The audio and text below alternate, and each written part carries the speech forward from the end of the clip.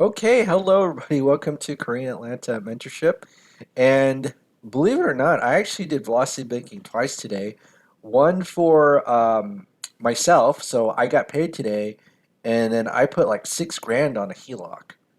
And I actually did velocity banking for a Zoom presentation, so I offered to help out, and now I'm going to do it one more time. So it's like third time's a charm. We're going to do velocity banking. This is actually the same scenario that I went over in the Zoom room just a couple hours ago.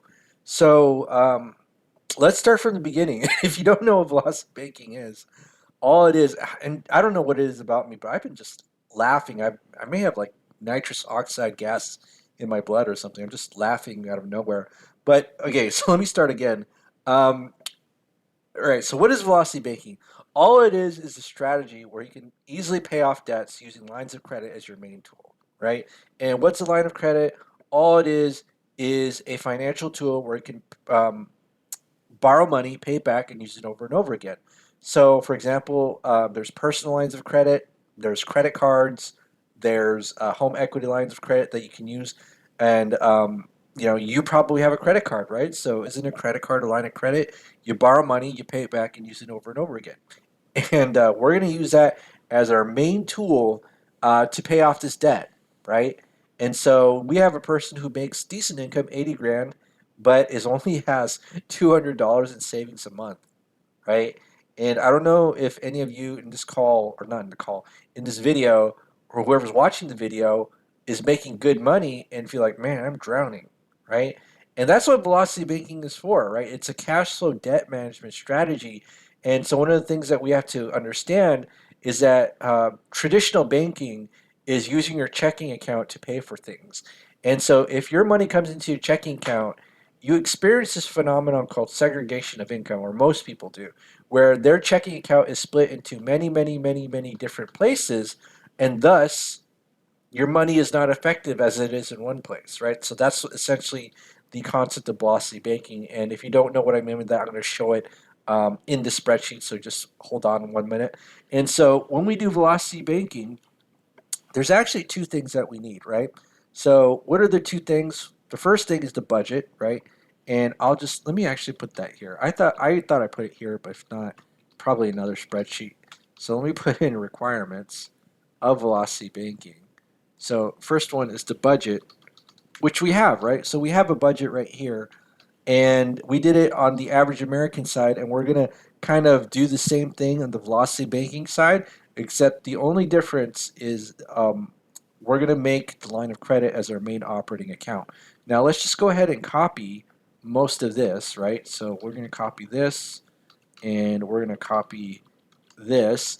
Now, when we're doing velocity banking, what is our savings, right? Our savings is zero, and a lot of people are afraid of that.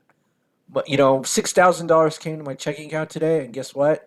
Um, the same day it's now zero, right? Because what we're gonna do is we're gonna take our our paycheck, and dump it into a line of credit, and then take our expenses off of it and generate cash flow from that, right? So let's assume that we have about 6 credit cards here, and various APR interest percentages. Now let's total how many credit cards that we have, right? Or the total of the sum.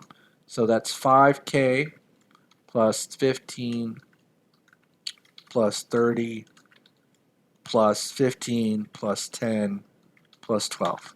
So 87K, right? So we're going to pay off 87K of credit card debt, 6 credit cards, and we have a $200,000 mortgage, okay? Excuse me. Now, what's our next requirement? We need to select a line of credit as our main operating account. Okay. Now, if you take a look at this person's a homeowner, right? It has a mortgage. And this is what we're going to assume, that this person has a good amount of equity, right? A good amount of equity. Okay. And, this was possible in certain parts of the country at certain times where you just bought a home, and then that home value just increased 100,000 or $200,000, and you did absolutely nothing. It was like true passive income, right? So one of the things that you can do is that if your home value increases, and you have something called equity. And if you don't know what it is, all it is your home sales price or estimated home sales price minus all the debts tied to the home, so the mortgage. So if you have like $300,000 home minus $200,000, you have $100,000 equity, and banks are willing to loan on that, right? But let's just assume for now that we have a $90,000 home equity line of credit. So all it is just a line of credit, but you're offering your home equity or your home as personal collateral. Okay? And if you don't know anything about the lending world, if you offer collateral, you get better rates and lower interest rates, right? Makes sense? Because you got skin in the game. Okay? So now let's go ahead and figure out how we can um, increase our cash flow and just pay off our debt easily, right? And here's the other thing too. A lot of people think, oh, high credit card rates, 6 credit cards at 30% interest. That's such a tough scenario how to pay off debt. I'll be honest, like paying off credit cards is like the easiest um, use case scenario for velocity banking. It's like the easiest. I don't even have to think about this, right? Whereas if I have like one credit card, one loan, um, and a mortgage, that's kind of a lot harder because I have to put my thinking cap on. But let's just do this. So how can we just increase cash flow without making more money, right? So I know, why don't we transfer all these credit cards, okay, into a home equity line of credit? So that's $87,000 of debt, okay? All we're doing is a simple debt transfer. And what happens when we do that? Well, if these credit cards are paid off, right? Zero, zero, zero, zero, zero, zero, right? And now let's look at our cash flow. Go C2 minus C3. And look at that. I did absolutely nothing. I didn't make more money other than transfer debt. And somehow this went from 300 to 3,000, right? Well, almost 300. And I didn't do anything. All I did was transfer debt. Isn't that mind blowing? Oh my goodness, this is so easy. This is why I say like credit cards like the easiest velocity banking scenario. The easiest. There's nothing easier than credit cards. So now what we got to do is we're just going to keep paying this off using our cash flow, okay? So let's just do a couple of formulas. So J2 plus 1, right? That's next month. And then what we're going to do is take the previous month's balance plus the previous month's interest minus our cash flow, which is 3,000, right? So in month 0, we're just assuming that there's no interest because this, month 1 is when the first statement comes out, but we include it anyways just to make the formulas easy. And then what we're going to do is take the average daily balance, right? So actually, I clicked the wrong thing. It should be this one, average right here. The average, right? Daily balance. Whoopsie. And how do you do that? You multiply it by zero point 0.1 and then divide by 12. The 0.1 is the interest rate because that's how much interest you pay. Multiply it by the average daily balance, and this isn't actually the average daily balance, it's an estimate, and then divide by 12 to get the monthly rate, okay? And so now all you got to do, take a look at this. So let's say all you got to do is just copy and paste until we see some red, right? And so, even in the first month or first couple of months, like we get such relief because think about this, like if we're in column B and we needed, um, let's say an extra $1,000 because our car broke down, right? Guess what? Not really there because of this $292, right? And you can say, why don't you just borrow from the HELOC? Well, especially if we're in a zero cash flow situation, something's got to give. And I kind of go over this in other videos, but again, it's much easier to find relief when you use your line of credit as your main operating account. Because if I had $1,000 emergency here, no problem. It's just gonna delay my payoff by 1 or 2 months, right? All right. So now let's go ahead and we're in 34, month 34. So let's just write some milestones. Right, milestones. Okay, so this is going to take 34 months, and how much? 87K. 87K. So, right, what's 34 divided by 12? 2.83 years. Okay, so it's less than 3 years, not bad. So, what we're going to do now is now we're going to pay off the mortgage. Okay, so this is the last debt you should pay off in general. And if you don't know like the order of debts that you need to transfer to pay off, I actually have a great exercise. That's my first live stream that I did regarding a person who had 15 debts. So if you want access to that live stream recording, go ahead and pay the 99 cents to join the channel as a YouTube member, and you'll have access to it. It's not only 99 cents a month, you get two things: exclusive to live access to live streams and exclusive access to these emojis I paid for on Fiverr. So good deal. All right, so now let's go ahead and pay off the mortgage and figure out what the mortgage balance is after 34 months. Okay, so let's go ahead and do that. Calculator.net loan amortization. Okay, so now let's go to the loan amortization calculator right here. 200,000, 36%, right? And 1199.1. Did I overestimate this? What did I do? 1191. Oh, close enough. Whatever. All right. So now, okay. So now what we got to do is figure out after 34 months or 34 payments what it is that the balance is. So it's 192K. Okay, so 192K. Whoa, did my screen go crazy? All right, so now it's 192K. Okay, now let's take a look at this. So here's the thing. At this stage, what I would do is do something called chunking. Okay? So actually, I've heard the term incremental payoff. I don't like the term, I think about like the term chunking is kind of weird. It's like I'm going to eat a chocolate bar. That's what it reminds me. But all it is just you're transferring pieces of your debt to the line of credit and paying off quickly with your cash flow. All right? So for example, if I'm going to go from 192 to what's 192 minus 5,700? So 192 minus 5,700. So 186, okay?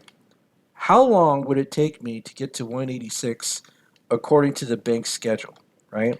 So if we take a look here, 182, we could see that it takes a year and a half, about almost 2 years, okay? Almost 2 years. And or maybe 2 years, I don't know, but around the 2 year mark, right? So what we gotta just kind of figure out, and this is year, um, let's just say 3 and 4, right? 3 and 4. So years 3 and 4, and look at that. Look at the interest, 22 grand, and you pay almost 2 years, right? That's pretty disgusting. Okay, so hold on a second. Pretty disgusting. Actually, it's 192 to 186. So 192 to 186. Yeah, yeah. So this is the ending balance. So years 4 and 5. So 22 grand in interest to only type up that little bits of principal. All right. So why don't we do this? Okay. So we're going to transfer 5,700 and go from 192 to 186. And you see that in the bank schedule, it takes about 2 years. So what we're going to do is just add 5,700. All right. And then take a look at that. Okay. Right. So take a look at that. And then it took 2 months to pay off. Right. So something that usually takes 2 years is going to take 2 months because we have so much cash flow. Right. So let me try that again. Whoa. Right. And then in this month, it's only going to take us one month, and then I just do it again. 5,700. Whoa. All right. Right. And then I just do it again. 5,700. You don't have to chunk too much.